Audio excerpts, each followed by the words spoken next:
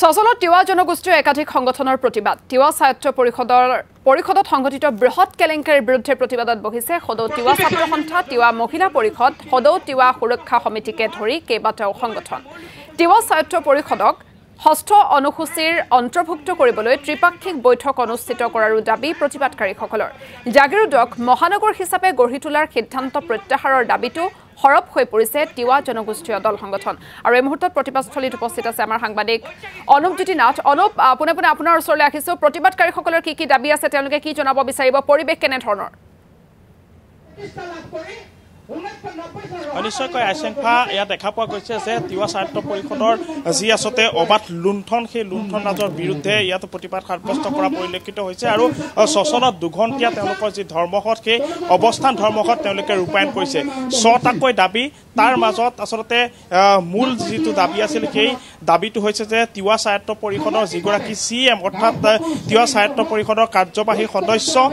জীৱন চন্দ্ৰ কোঁৱৰে আচলতে বৃহৎ এক লুণ্ঠন ৰাজ চলোৱাৰ বুলি তেওঁলোকৰ যি অভিযোগ সেই অভিযোগ উত্থাপন কৰি আহিছিল আৰু এই গোটেই অভিযোগটো প্ৰতিদিন টাইমত যি আমি সম্প্ৰচাৰ কৰিছিলোঁ তথ্যভিত্তিকভাৱে আৰু কেইবাটাও আচলতে প্ৰতিবেদন প্ৰস্তুত কৰাৰ পাছতো বা কেইবাটাও প্ৰতিবেদন ৰাজহুৱা কৰাৰ পাছতো কিন্তু কোনো ধৰণৰ প্ৰতিক্ৰিয়া বা মুখ খুলিবলৈ বৰ্তমানলৈকে বাধ্য হোৱা নাই বা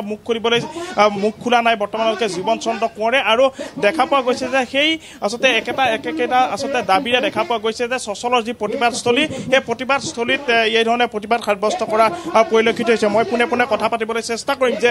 ৬টাকৈ দাবী কিন্তু প্ৰধান আৰু মূল দাবী যিটো আচলতে আমি দেখুৱাই আহিছোঁ পূৰ্বতেও প্ৰতিদিন টাইমত দেখুৱাইছোঁ যে জীৱন চন্দ্ৰ কোঁৱৰ যিগৰাকী পৰিষদৰ কাৰ্যবাহী সদস্য তেওঁ এক বৃহৎ লুণ্ঠনৰ আপোনালোকে এটা অভিযোগ হয় যোৱা যি ৬ মাৰ্চ তাৰিখে আমি দিছপুৰ প্ৰেছ ক্লাবত সদৌ ছাত্ৰ সন্থা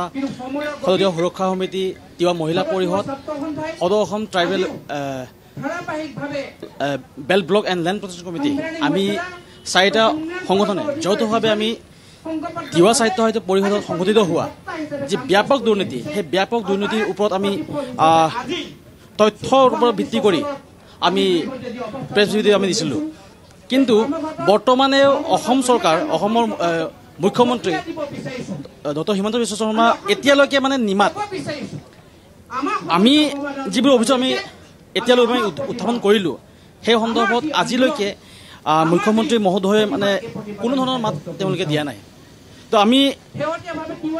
জানিব বিচাৰিছোঁ যে দুৰ্নীতিৰ ক্ষেত্ৰত জিৰ' টলাৰেঞ্চ শূন্য সহনশীলতা অৱলম্বন কৰা তেওঁলোকে যদি ডাইলগ মাৰে সভা সমিতিয়ে